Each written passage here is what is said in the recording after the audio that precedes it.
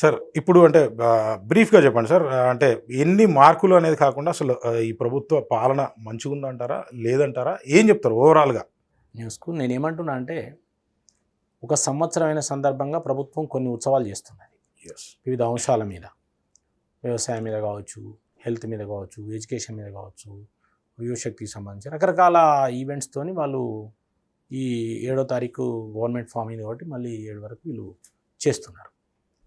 అయితే ఒకటి ఏంటంటే ప్రజలు ఉత్సవం చేసుకుంటే, పాలనను మెచ్చుకొని ప్రజలు ఉత్సవం చేసుకుంటే తప్పలేదు, కానీ ఈ ప్రభుత్వమే ఆత్మస్థుతి చేసుకోవడం వల్ల ఉపయోగం లేదని మా అభిప్రాయం. ఏ ప్రభుత్వమైనా, అది కేంద్రమైనా రాష్ట్రమైనా ఎక్కడైనా కూడా ఆత్మస్థుతి పరనింద అనేది ప్రధానమైన అంశం.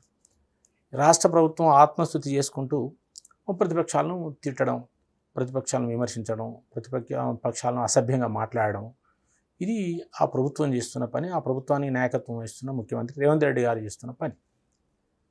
నేనేమంటున్నా అంటే స్వయంగా జాతీయ అధ్యక్షులే, ఏఐసిసి జాతీయ అధ్యక్షులే ఖర్గే గారు కర్ణాటక కానీ, హిమాచల్ ప్రదేశ్ కానీ, తెలంగాణ కానీ 3 రాష్ట్రాలలో వాళ్ళ ప్రభుత్వాలు ఉన్నాయి పొత్తు లేకుండా. ఈ 3 ప్రభుత్వాలలో 3 దిక్కుల వాళ్ళు ఇచ్చిన హామీలన్నీ కూడా ఫెయిల్ అయినాయి. 3 దిక్కుల కూడా హామీలు ఫెయిల్ అయిన తర్వాత మహారాష్ట్ర ఎన్నికలలో భాగంగా ప్రచారంలో బడ్జెట్ లోపు మీరు హామీలు ఇవ్వండి తప్ప బడ్జెట్ మించి హామీ లేదని చెప్పాడు. అంటే మరి మీరు కర్ణాటకలో, తెలంగాణలో ఇవాళ, అదేవిధంగా హిమాచల్ ప్రదేశ్లో బడ్జెట్ మించి హామీలు ఇచ్చి అధికారంలోకి వచ్చి వాటిని తప్పించుకునేందుకు బడ్జెట్ లోపు ఇవని చెప్తే మరి ఇచ్చిన హామీల సంగతి ఏంది? ఇది ప్రధానంగా ప్రజలు అడుగుతున్న ప్రశ్న. ప్రతిపక్షాలు అడుగుతాయి, ప్రతిపక్షాలు నువ్వు హామీ ఇచ్చి ఓటేయించుకున్నావు కదా, ఓటేయించుకున్నప్పుడు ఎందుకు ఇవ్వవు అనేది ప్రధానమైన ప్రశ్న. అందులో ఎన్నికల కంటే 2023 నవంబర్లో జరిగిన ఎన్నికల కంటే ఒక 9-10 నెలల ముందు వరంగల్లో రైతు డిక్లరేషన్ అనేది ఒకటి వాళ్ళు ప్రారంభించారు. ఆ రైతు డిక్లరేషన్లో రైతులకు ఇచ్చిన ఏ ఒక్క హామీలు కూడా పరిపూర్ణంగా నెరవేర్చలేదు. వాళ్ళు 6 హామీలు ప్రధానమైన ఇచ్చిండ్రు. అందులో 6 ఇంటూ ఇంకొక 60-70 దాకా అందులో హామీలు ఉన్నాయి, ఉప హామీలు. అయితే ప్రధానంగా మనం ఒక రైతులే కనుక తీసుకునేది ఉంటే, రైతుల దాంట్లో రుణమాఫీ అనేది ఏదైతే 2 లక్షలు డిసెంబర్ 9 లోపు, 2023 డిసెంబర్ 9 లోపు కనుక ఎంతమంది అయితే లోన్ తీసుకుంటారో వాళ్ళందరికీ మాఫీ చేస్తాం, మీరు ఇమీడియట్ లోన్లు తీసుకోండి అని చెప్పి రెచ్చగొచ్చారు. అప్పటికే కేసీఆర్ 4 ఏళ్ళు అయిపోయింది రుణమాఫీ చేస్తా అని చేయలేదు. ఆడపదడ 10,000, 20,000 నెలకి, 25,000 నెలకి ఇట్లా చేసుకుంటూ వస్తున్నాడు. బడ్జెట్ లేవు, పైసలు లేవు, అప్పుల పాలై. కాబట్టి ఈ పరిస్థితులలో మరి ఇక్కడ మేము బీజేపీ కొట్లాడింది, మేము అధికారం వస్తామని, మేము బీసీ ముఖ్యమంత్రిని చెప్పినాం. అదేవిధంగా కాంగ్రెస్ పార్టీ ముందుకు వచ్చింది. కాంగ్రెస్ పార్టీ ఇచ్చిన హామీలను నమ్మిరు ప్రజలు. గతంలో ఇక్కడ పరిపాలించారు కాబట్టి నమ్మి ఓటేసిండ్రు.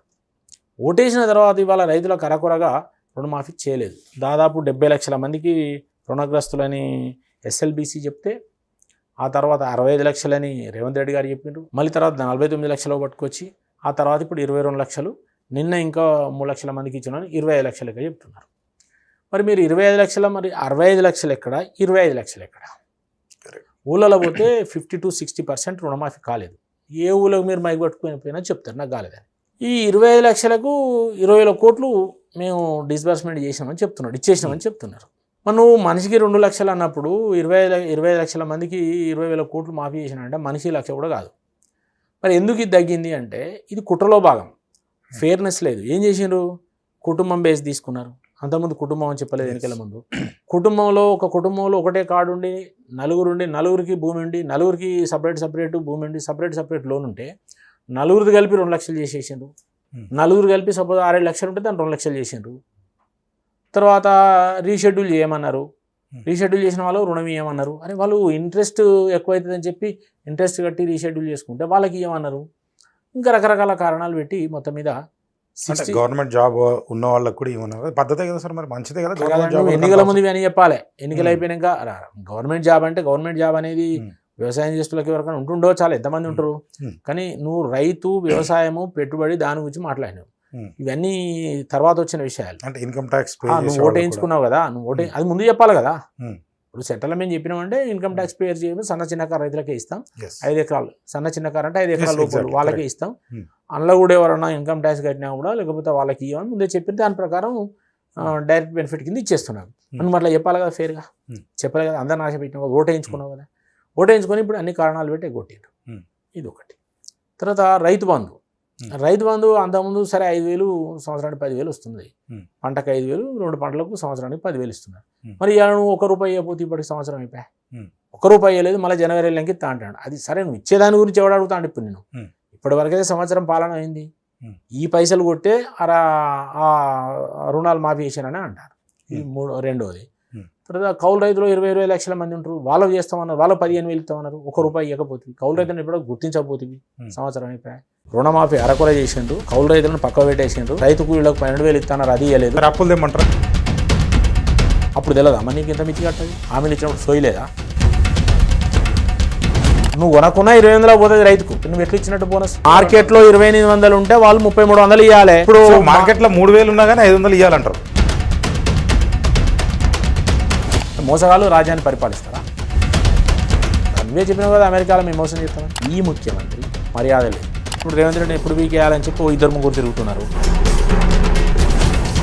విక్రమార్క నేను ముఖ్యమంత్రి కావాలని తిరుగుతున్నాడు, ఉత్తమ్ గారు నేను ముఖ్యమంత్రి కావాలని ఆయన తిరుగుతున్నాడు. ఎప్పుడు నాకు కూర్చుపోతుందో ఈ లోపు నేను చదువుకోవాలని ఈయన ప్రయత్నం చేస్తున్నాడు. ఈ పాలన ఎక్కడ ఉన్నదండి వీళ్ళకు?